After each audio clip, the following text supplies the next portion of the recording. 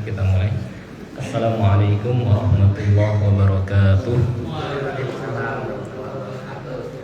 Alhamdulillahirabbil alamin wal aqibatu lil muttaqin wala udwana illa 'alal zalimin. Asyhadu an la ilaha illallah al-malikul haqqul mubin wa asyhadu anna Muhammadar Rasulullah shadiqul wa'dil amin.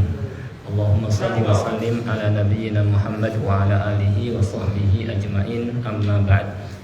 Pertama-tama kita panjatkan puja dan puji syukur kehadirat Allah Subhanahu wa taala yang tidak henti-hentinya melimpahkan kepada kita semua nikmat-nikmatnya, terutama adalah nikmat Islam, demikian pula nikmat taufik, dimudahkan kita oleh Allah Subhanahu wa taala untuk melangkahkan kaki kita menuju rumahnya, melaksanakan salah satu perintahnya yaitu salat maghrib berjamaah, dan kemudian kita menyempatkan hadir di majelis ilmu atau majelis ta'lim. Salawat dan salam tidak lupa kita sampaikan kepada Nabi kita Nabi Muhammad sallallahu alaihi wasallam, kepada keluarganya, para sahabatnya, dan orang-orang yang mengikutinya hingga hari kiamat.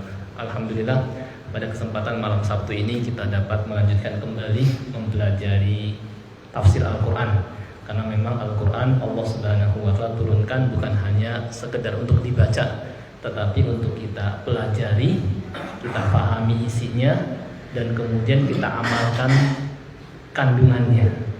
Istilahnya bukan hanya sekedar dibaca. Dan karena memang Allah Subhanahu wa ta'ala turunkan Al-Quran sebagai hudan linnas, petunjuk bagi manusia secara keseluruhan, dan hudan lil muttaqin, petunjuk bagi orang-orang yang bertakwa. Kenapa di ayat yang satu Allah Subhanahu wa ta'ala sebutkan Al-Quran sebagai hudan linnas, petunjuk bagi manusia secara umum, dan pada ayat lain di surah Al-Baqarah di bagian awal Allah sebut sebagai hudan lil muttaqin, petunjuk bagi orang-orang yang bertakwa. Karena di antara sekian manusia yang mau mengamalkan, menjadikan Al-Quran sebagai petunjuk hidupnya hanyalah orang-orang yang bertakwa. Maka Allah sebut secara khusus hudan lil muttaqin. Dan kitab tafsir yang kita pelajari ini saya kasih nama Hidayatul Insan bi Tafsiril Quran. Artinya petunjuk bagi manusia dengan tafsir Al-Quran. Karena memang Al-Quran Allah Subhanahu wa ta'ala turunkan sebagai petunjuk. Dan bagaimana kita bisa mengamalkan petunjuk itu kalau kita tidak memahami isinya. Ada sebuah pedoman, ya, kemudian kita nggak paham bagaimana kita bisa mengamalkan pedoman atau petunjuk itu. Maka dengan kita pelajari tafsirnya, insya Allah semakin jelaslah pedoman itu, petunjuk itu, sehingga kita dapat mengamalkan isi Al-Quran dalam keseharian kita, sehingga kita memperoleh yang namanya petunjuk atau mendapatkan petunjuk tidak tersesat dan memperoleh kebahagiaan di dunia dan di akhirat. Baik, kalau tidak salah pada kesempatan yang lalu kita sudah masuk ke apa Pak? Ingat nggak Pak? Masih pengenalan surah Al-Fatihah ya? Sekedar murojaah atau review saja bahwa Al-Fatihah itu punya beberapa nama. Di antaranya Al-Fatihah artinya pembuka, ya.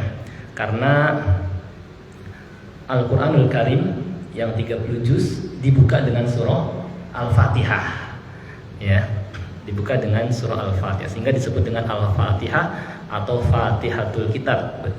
Nama surah Al-Fatihah. Nama berikutnya adalah Ummul Quran atau Ummul Kitab. Sekedar murojaah saja. Ummun atau Ummul Quran, Ummun itu artinya apa Pak? Induk, ya. Yang dimaksud dengan induk dalam bahasa Arab adalah marji'. Marji' itu tempat kembali, bermuara kepadanya. Jadi isi Al-Quran yang 30 juz itu kembali atau diringkas oleh surah Al-Fatihah. Seakan-akan Al-Fatihah merupakan khulasah, ringkasan dari Al-Quran yang 30 juz diringkas secara garis besar oleh surah Al-Fatihah. Maka siapa yang memahami tafsir Al-Fatihah, insya Allah dia akan memahami secara garis besar isi Al-Quran. Itu yang kedua. Nama lainnya juga Ummul Kitab. Kemudian nama lainnya As-Sab'ul Mathani, 7 ayat yang diulang-ulang. Kenapa 7? Karena ayatnya ada 7. Dan kenapa diulang-ulang? Karena biasa kita baca dalam sholat di setiap rakaat gitu, sehingga disebut dengan as-sab'ul mathani. Nah, mungkin masih ingat kira-kira apa hikmah kenapa Allah suruh kita membaca surah Al-Fatihah dan mengulang-ulang terus dalam setiap sholat kita di setiap rakaat? Mungkin ada yang ingat gitu, yang sudah kita pelajari. Faedahnya apa sih? Kenapa kok nggak ganti surah yang lain? Al-Fil misalnya, Quraisy misalnya, Ali Imran misalnya, kok surah rakaat pertama Al-Fatihah, rakaat kedua Al-Fatihah lagi, rakaat tiga Al-Fatihah lagi. Kenapa nggak ganti? Apa hikmahnya? Masih ingat nggak Pak? Sesuai agama Mustafa yang berkitab itu untuk daripada apa? Jadi yang mana dulu? Apa namanya? Ringkasan rangkuman garis atau garis besar dari isi Al-Quran. Itu diantaranya. Yang lain mungkin Pak?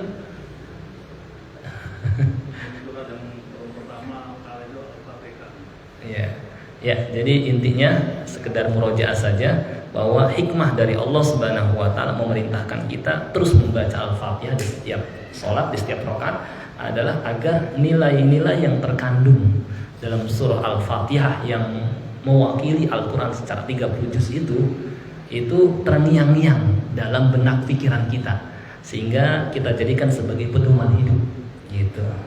Jadi supaya kan orang ketika terus dibaca, lama-lama apa? Ingat gitu. Kita dulu lagi misalnya yang saya sampaikan ketika kita mungkin kecil, kita sekolah ada kegiatan pramuka, setiap kali mau mulai ada disuruh baca janji-janji terus, setiap kali mau mulai janji lagi. Ya, itu maksudnya apa? Supaya ingat gitu bahwa seorang anggota pramuka harus begitu. Nah, maka ketika diulang-ulang surah ini, faedahnya adalah supaya kita ingat gitu. Ini petunjuk, pedoman hidup gitu. Di antaranya nanti kita akan bahas secara garis besar bahwa surah Al-Fatihah mengenalkan kita kepada pencipta kita, Allah Subhanahu wa taala. Juga mengingatkan kepada kita jalan hidup yang harus kita tempuh dalam hidup di dunia supaya kita tidak tersesat. Juga mengenalkan kepada kita untuk apa kita diciptakan di dunia. Yang dahulu sebelum diutus Nabi SAW manusia berada dalam kejahiliahan. Jahiliyah maksudnya apa Pak? Kebodohan. Bodoh dalam hal apa? Apakah dalam urusan dunia atau dalam urusan akhirat atau agama? Dalam urusan terutama akhirat dan agama. Karena dalam urusan dunia sebagian mereka pinter, dagang, bisnis pinter, membuat berbagai macam produk pinter, ya, karya dan berbagai macam istilahnya hasil karya lainnya. Tapi dalam urusan agama dan akhirat mereka jahil, nggak tahu siapa yang berhak disembah, ngasal akhirnya. Untuk apa diciptakan di dunia nggak tahu, sehingga disangka hidup di dunia cuma untuk makan, minum, bersenang-senang dan memuaskan nafsu aja, seperti hewan. Juga nggak tahu jalan hidup yang harus mereka tempuh, sehingga berbagai macam jalan mereka tempuh, halal haram nggak mereka lihat. Dalam pernikahan, model pernikahan ala jahiliyah banyak sekali, ya. Ada nikah istibdol, istilahnya seorang suami berkata kepada istrinya setelah suci, datanglah si fulan yang hebat gitu, dan kemudian bergaul dengannya sehingga nanti kita punya anak hebat. Istibdol, cari bibit unggul, cari bibit unggul artinya. Ada juga pernikahan seorang pelacur, dia punya kemah, pasang bendera. Siapa saja yang mau datangin silahkan. Nanti setelah lahir anak dikumpulkan orang yang pernah mendatanginya dan ditunjuk, kamulah yang jadi bapak anak ini. Padahal belum boleh jadi ini bukan bapaknya. Dan kemudian nikah yang syar'i yang sekarang. Ya, inilah yang kemudian ditetapkan dalam Islam, dan semua pernikahan lainnya dibatalkan. Gitu. Kemudian muamalah, mereka biasa juga bermuamalah dengan cara riba, ya, dan goror dan lain sebagainya dibatalkan. Gitu. Nah, mereka jahil dalam 3 hal ini. Siapa yang berhak disembah, untuk apa mereka diciptakan, dan jalan mana yang harus mereka tempuh. Nah, ini semua diterangkan, dijabarkan oleh surah Al-Fatihah. Ya, ini semua dijawab pertanyaan ini oleh surah Al-Fatihah. Nanti akan kita bahas secara terperinci. Baik, itulah nama lain dari surah Al-Fatihah. Nama lain juga adalah Alhamdu, As-Salah, ya, ini sudah kita pelajari. Ar-Ruqyah. Kemarin belum ini ya? Apa sudah Ar-Ruqyah? Sudah ya? Yang hadir yang mungkin 2 pekan yang lalu ya. Nama lain surah Al-Fatihah adalah Ruqyah. Jadi yang saya sampaikan ada kepala suku yang terkena sengatan.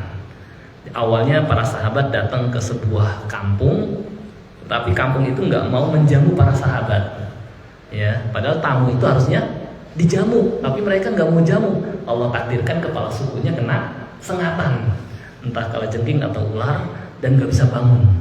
Akhirnya penduduk kampung itu datengin para sahabat. Ya, mereka minta kepada para sahabat, ada nggak yang bisa meruqyah nih kepala suku kami sedang kena sengatan, kayak gitu. Akhirnya kata para sahabat, gimana kami akan ruqyah kepala suku kalian atau obati kepala suku kalian? Kalian juga nggak mau menjamu kami, kayak gitu.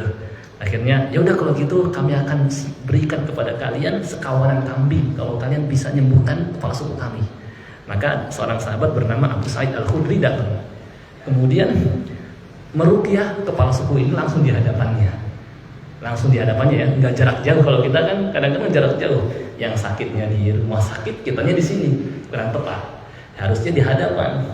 Kan kebanyakan kita nih ya, mohon maaf, kan kadang-kadang ala kulli niyatin shalihah gitu ya. Misalnya ila kepada siapa, wa ala kulli niyatin shalihah Al-Fatihah, sedangkan yang sakit di sana. Nah, ini harusnya yang sakit di depan, bukan jauh di sana. Kurang tepat. Karena praktek sahabat itu yang sakit depan, kemudian sahabat langsung membacakan ke hadapannya surah Al-Fatihah. Nah ini. Nah, kemudian setelah dibacakan Al-Fatihah ya kepada orang yang sakit ini oleh sahabat ini, ya langsung sembuh kepala suku ini. Nah, akhirnya setelah sembuh, kata mereka langsung memberikan sekawanan kambing.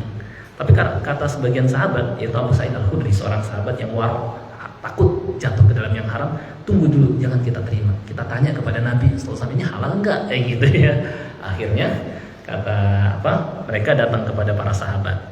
Apa nih, kita dikasih hadiah sekawanan kambing, kayak gitu. Hanya karena ngeruqyah seorang kepala suku yang kena sengatan, gitu. Menunjukkan ruqyah itu bukan hanya kepada orang yang kena kesurupan, kena sihir, bahkan yang terkena sengatan pun juga boleh ngeruqyah. Dan bahwa Al-Quran secara keseluruhan adalah dawa, ya, obat, gitu ya. Di antaranya adalah surah Al-Fatihah, Ayatul Kursi, 2 ayat terakhir surah Al-Baqarah, surah Al-Ikhlas, Al-Falaq, An-Nas, dan seterusnya, gitu.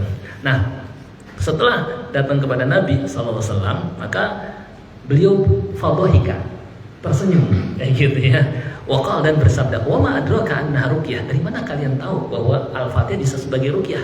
Khuduha, silahkan ambil hadiah itu, wadribu li bisam, dan sertakan saya bagiannya. Kayak gitu, nggak apa-apa. Ya, jadi boleh menerima upah dari ruqyah. Boleh, ini dalilnya. Ya. Kemudian saya sudah sampaikan juga, kok para sahabat bisa manjur gitu? Sekali di ruqyah yang langsung sembuh. Jawabnya apa, Pak? Karena kesolehan dan ketakwaan para sahabat, dan menunjukkan bahwa kalau mau manjur sebuah ruqyah, orang yang meruqyah harus yang soleh, harus yang takwa. Ya, kalau misalnya nggak manjur berarti orangnya kurang soleh atau kurang takwa. Gitu. Kok saya berkali-kali nggak keluar jinnya dari dalam tubuh ya? Saya udah meruqyah pakai Al-Fatihah nggak mau keluar, pakai Ayatul Kursi nggak mau keluar, pakai Al-Ikhlas, Al-Falaq, An-Nas nggak mau keluar. Kenapa ya? Kitanya masalah kurang soleh. Mungkin seperti itu. Karena para ulama menerangkan ruqyah itu, Al-Quran itu senjata paling ampuh. Tapi kalau yang megangnya nggak bisa mainin pembesarannya gitu ya, maksudnya tenaganya nggak lihai menggunakan senjata, ya sama aja. Ya, panahnya panah yang tajam, tapi dia nggak biasa manah kayak gitu, dia sama aja gitu. Maka Al-Quran juga kalau di tangan orang yang ya lemah imannya, ya kurang pengaruhnya kepada orang yang diruqyah. Nah itu kenapa kok para sahabat langsung bisa sembuh? Ya memang keimanan dan ketakwaan mereka istilahnya luar biasa. Sekali ruqyah langsung sembuh. Nah itu. Jadi nama lainnya Al-Fatihah adalah Ar-Ruqyah. Ini dalilnya. Nama lainnya juga adalah Al-Quranul Azim dan Fatihatul Kitab. Kata Rasulullah SAW, Alhamdulillahirabbil alamin, hiya sab'ul mathani wal Qur'anul 'azim alladzi utituh. Alhamdulillahirabbil alamin adalah as-sab'ul mathani, 7 ayat yang berulang-ulang, dan Al-Qur'anul 'azim yang diberikan kepadaku.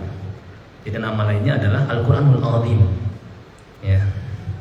Rasulullah SAW juga bersabda tentang, kalau tadi ini nama Sab'ul Mathani dan Al-Qur'anul 'azim. Kalau Fatihatul Kitab, nah ini la sholata liman lam yaqra bi Fatihatil Kitab. Tidak ada salat bagi orang yang tidak membaca Al-Fatihah karena termasuk rukun. Ya, nanti ada itu di fikih pembahasan hukum istilahnya ketika imam menjaharkan. Kalau mensirkan wajib, tapi kalau menjaharkan bagaimana? Apakah bacaan imam bisa bagi makmum? Di situ ada khilaf di kalangan para ulama. Nanti insya Allah di fikih kalau itu. Insya Allah kita bisa bahas kalau pembahasannya fikih.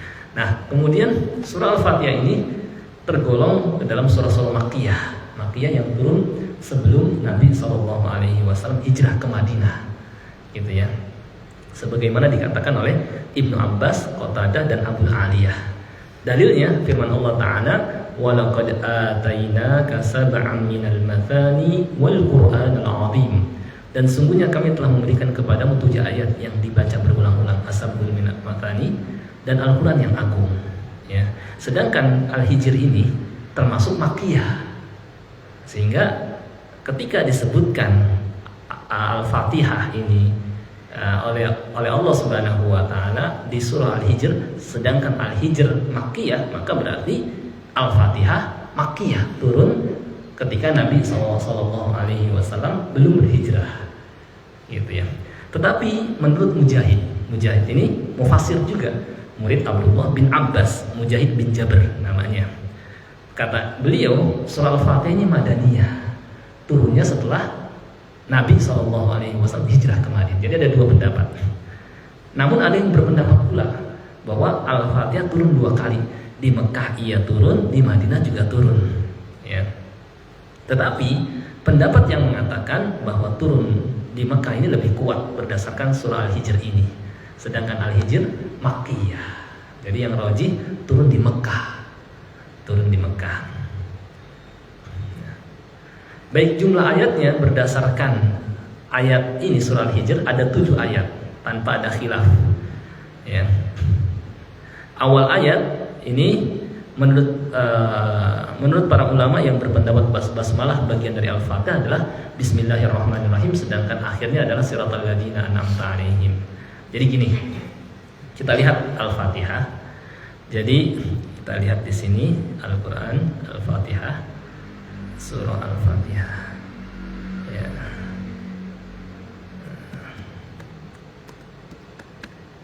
Supaya jelas gitu ya. Nah, menurut sebagian ulama ya, bahwa basmalah ini bagian dari surah Al-Fatihah. Sehingga ditulis di sini ayat yang pertama adalah Bismillahirrahmanirrahim. Sebelumnya para ulama semua sepakat jumlah ayat Al-Fatihah ada 7, tetapi mereka berbeda pendapat terkait dengan mana ayat yang pertama, gitu ya. Sebagian ulama berpendapat bahwa ayat yang pertama adalah Bismillahirrahmanirrahim 1, Alhamdulillahirabbil alamin 2, Ar-Rahmanir-Rahim 3, Maliki Yaumiddin 4, Iyyaka na'budu wa iyyaka nasta'in, dan seterusnya.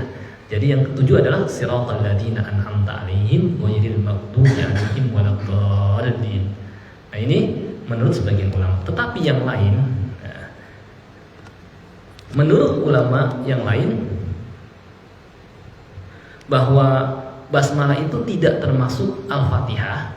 Mereka berpendapat yang pertama adalah Alhamdulillahirabbil alamin, ayat yang pertama. Yang kedua adalah Ar-Rahmanir-Rahim. Yang ketiga adalah Maliki Yaumiddin. Yang keempat adalah Iyyaka na'budu wa iyyaka nasta'in. Yang kelima adalah Ihdinas siratal mustaqim. Yang keenam Siratal ladzina an'amta 'alaihim. Ya, yang keenam. Yang ketujuhnya ghairil maghdubi 'alaihim waladdallin. Nah, ini khilaf yang masyhur yang diakui oleh para ulama yang mereka dari zaman dahulu istilahnya berpendapat cuma saling toleransi, menghargai. Gitu. Jadi selama ada ulamanya silahkan. Kita mau memulai dengan basmalah atau dengan alhamdulillahirabbil alamin, ada dalilnya masing-masing. Dalam hal ini masuk ke dalam khilaf yang mu'tabar, diakui di kalangan para ulama, dan kita nggak boleh keras-kerasan karena di zaman dulu mereka juga berbeda pendapat dan mereka nggak keras-kerasan gitu. Nah sekarang kita lihat dalil masing-masingnya gitu ya. Nah apakah basmalah termasuk ayat surah Al-Fatihah? Nah ini dia, kita lihat di sini ya. Ternyata masing-masing ada ulamanya. Pertama, para sahabat membuka kitabullah dengan basmalah, dan para ulama sepakat bahwa basmalah termasuk surah An-Naml ayat 30 yang menyebutkan tentang surat Nabi Sulaiman kepada Ratu Balqis, innahu min Sulaiman wa innahu bismillahirrahmanirrahim. Kemudian mereka berbeda pendapat, apakah basmalah ayat tersendiri di awal setiap surah? Ada yang berpendapat bahwa ini ayat tersendiri, atau di awal setiap surah ditulis basmalah di bagian awalnya, atau basmalah merupakan sebagian dari ayat dari setiap surah. Ya ini ada khilaf di kalangan ulama. Ada yang mengatakan bagian dari surah, ada yang mengatakan terpisah, ada yang mengatakan ayat tersendiri. Ya, para qori Mekah, Kufah, ya di Baghdad mengatakan bahwa basmalah termasuk ayat surah Al-Fatihah dan surah-surah yang lain juga. Jadi bagian juga dari Al-Baqarah, basmalah juga bagiannya. Namun qori Madinah, para qori Madinah, Basrah dan Syam tidak menganggap ayat dari surah Al-Fatihah maupun surah yang lain. Mereka mengatakan bahwa dituliskan basmalah adalah untuk memisahkan antara surah yang satu dengan surah yang lain, sekaligus untuk tabarruk, mengambil keberkahan. Jadi udah ada dari zaman dulu perbedaan pendapat. Ada yang mengatakan bagian, ada yang mengatakan tidak termasuk bagian, dan ditulis hanya untuk memisahkan antara surah. Gitu. Nah, sahabat ada yang berpendapat ini dia. Dari kalangan sahabat yang berpendapat bahwa basmalah merupakan ayat dari setiap surah adalah Ibnu Abbas, Ibnu Umar, Ibnu Zubair dan lain-lain. Sedangkan dari kalangan tabi'in di sini Tawus, Sa'id bin Jubair, Makhul, Az-Zuhri dan lain-lain. Ya. Adapun Imam Malik, Abu Hanifah dan kawan-kawannya berpendapat bahwa basmalah tidak termasuk ayat Al-Fatihah dan tidak termasuk juga ayat dari surah-surah yang lain dan sebagainya. Intinya dalam hal ini ulama berbeda pendapat, dalam hal ini saling menghargai. Kita berpendapat basmalah tidak termasuk, ada ulamanya. Berpendapat basmalah termasuk, ada ulamanya. Gitu. Adapun menurut madhab Hafiz dari Asim, ya, Al-Quran kita yang di tangan kita ini riwayatnya adalah biriwayati Hafsin an Asim, melalui riwayat Hafiz dari Asim, ya, Asim bin Abi Nujud, yang nyambung sampai kepada nanti Habib bin Abi Thabit, sampai Abdurrahman As-Sulami, sampai kepada Utsman bin Affan, sampai kepada Rasulullah SAW. Ya, jadi ada jalur ya yang standar kita pakai ini adalah bahwa mereka berpendapat bahwa basmalah bagian dari surah Al-Fatihah, sehingga di mushaf standar kita umumnya dicantumkan basmalah bagian dari surah Al-Fatihah, ditulis sebagai ayat yang pertama. Ini adalah riwayat Hafiz dari Asim bin Abi Nujud, ya, kecuali surah At-Taubah, ya, maka tidak dicantumkan. Nanti pada pembahasan surah At-Taubah dibahas kenapa basmalah tidak dimasukkan ke dalam surah At-Taubah. Ada pendapat banyak sekali. Ada yang mengatakan karena At-Taubah dengan surah sebelumnya Al-Anfal itu satu kesatuan, pembahasannya sama, berkaitan dengan perang, ya, dan pemutusan hubungan perjanjian dengan orang-orang musyrik.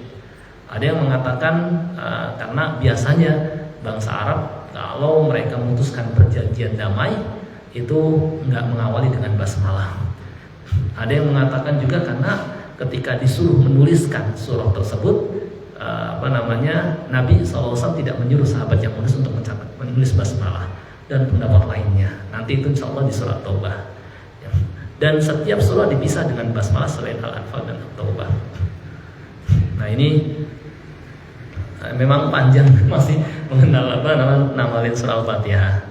Ya. Saya persingkat saja. Nah ini. Nah, demikian juga para ulama berbeda pendapat apakah basmalah tadi ini ya. Nah, di antara mereka berpendapat ia termasuk Al-Fatihah dibaca dalam sholat yang dikeraskan dan berpendapat, dan ada juga berpendapat bahwa sholat tidak akan sah tanpa membaca basmalah karena ia termasuk surah Al-Fatihah. Namun di antara mereka ada yang berpendapat bahwa basmalah tidak termasuk surah Al-Fatihah. Nah ini alasan-alasannya. Misalnya Syekh Ibnu Utsaimin, ya, beliau berpendapat bahwa basmalah tidak termasuk surah Al-Fatihah. Ini dia. Karena hadis Anas bin Malik, aku sholat di belakang Nabi SAW, Abu Bakar, Umar, dan Utsman, mereka biasa memulai dengan Alhamdulillahirabbil alamin dan tidak menyebut Bismillahirrahmanirrahim baik di awal bacaan maupun di akhirnya. Ini dalilnya.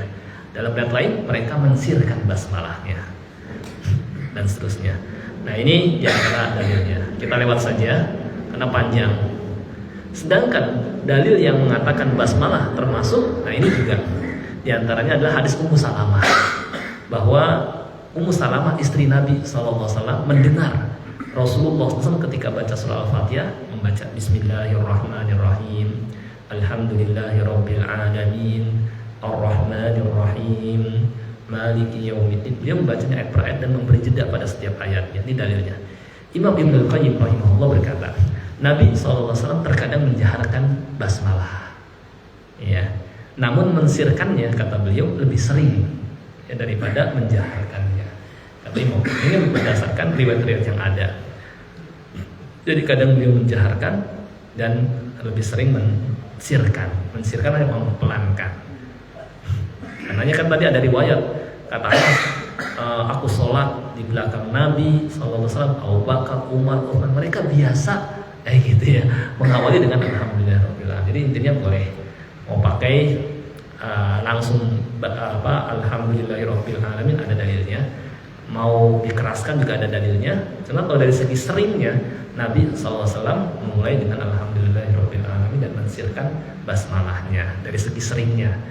Tapi kita juga bisa melihat kondisi. Terkadang di satu tempat orang biasa menjaharkan basmalah, khawatirnya mereka kaget, nggak terbiasa karena ilmu agama yang mungkin mereka istilahnya jarang mendalami. Akhirnya mereka kaget, kok nggak pakai basmalah, dan akhirnya dituduh macam-macam. Ya sudahlah, kita keraskan. Jadi melihat kondisi. Baik, jumlah kata dalam surah Al-Fatihah, sebagian ulama ada yang ngitung kayak gitu, bahwa jumlah katanya itu ada 25 kata. Kata itu kan sudah kita tahu ya, ada huruf, di atasnya huruf, kata, di atasnya kata, kalimat gitu. Nah, katanya itu jadi kata per kata gitu. Ada 25 kata. Kalau ada yang mau ngitung silahkan. Ba 1, karena artinya dengan. Ismi 2, kemudian Allahi 3. Itu totalnya ada 25. Itu ulama yang menghitung gitu. Sedangkan jumlah hurufnya ada 113. Coba aja dihitung. Ba, sin, mim, alif, lam, ha, alif, lam, ro, ha. Totalnya ada yang mengatakan 113. Faedahnya apa tahu ada 113 huruf? Kira-kira apa faedahnya, Pak? Faedahnya tahu pahala yang diperoleh gitu. Karena satu hurufnya dilipat gandakan jadi 10. Kata Nabi SAW, man qara'a harfan min kitabillah, siapa yang membaca satu huruf, ya, satu huruf dari kitabullah Al-Quran, falahu bihi hasanah, dia dapatkan satu kebaikan pahala. Wal hasanatu bi asyri amsalnya, satu dilipat gandakan jadi 10 gitu. Jadinya kalau 113 kali 10 jadi berapa? 1130. Lumayan dapat pahala bar Al-Fatihah doang itu. Belum ditambah dengan Al-Baqarah, tambah sampai 1 halaman, 2 halaman, ya, atau mungkin 1 ain biasanya kita, atau seperempat juz hizib, atau setengah juz, apalagi 1 juz. Itu kita akan pulang menghadap Allah dengan membawa banyak pahala. Maka rata-rata ulama yang mereka istilahnya para qori itu tenang. Ada sebuah riwayat dari Abu Bakar bin Ayyash, salah seorang qori juga, ketika akan meninggal dunia, saudarinya di sampingnya menangisinya karena melihat keadaannya yang sekarang. Maka kata Abu Bakar bin Ayyash, kenapa kamu nangis? Apa kamu nggak tahu saya telah menghatamkan di pojokan rumah ini 18.000 kali. Jadi saking tenang, saya udah bawa banyak pahala, tenang aja, nggak usah khawatir, gitu. Karena keutamaan dari membaca Al-Quran. Maka sangat rugi sekali mereka yang hari-harinya kosong dari membaca Al-Quran. Saya lihat kadang-kadang ya ada yang di bis atau di kereta, di kendaraan umum lah, Kalau mereka sempatkan sambil nunggu sampai ke tempat kerja, gitu ya, baca Quran aja selesai itu, insya Allah setengah juz 1 juz. Tapi rata-rata pada ngapain? Buka HP, apa? Main game, ada, lihat YouTube, terus apa lagi, Pak? Nah, pokoknya sibuk dengan media sosial, WhatsAppan, Facebookan, terus apa lagi, update status dan lain-lain. Antara itulah keadaan kita itu. Kalau mau boleh ngintip ya, coba aja yang satu lagi main game, sebelah lagi ngeliat YouTube, sebelah sana lagi WhatsAppan, hampir 10.001 yang buka Al-Quran. Padahal kalau sempat bukain Al-Quran itu selesai 1 juz. Saya ngerasain itu di perjalanan, kadang-kadang dari Tambun ke Manggarai aja kan itu hampir 1 jam. Kita baca selesai 1 juz itu insya Allah. Cuma kebanyakan orang tidak manfaatkan gitu. Inilah yang kata Nabi SAW, nikmatani maghbunun fihi makathir min nas. 2 nikmat yang orang banyak tertipu di sana, as-sihhatu wal faragh. Ketika sehat dan ketika luang nggak dimanfaatkan gitu ya. Baik, setelah kita paham nama lain, jumlah huruf, jumlah kata, satu lagi mungkin baru nanti setelah ini selesai kita baru bahas ayat per ayatnya. Jadi sekarang mengenal dulu aja surah Al-Fatihah karena bahasanya panjang.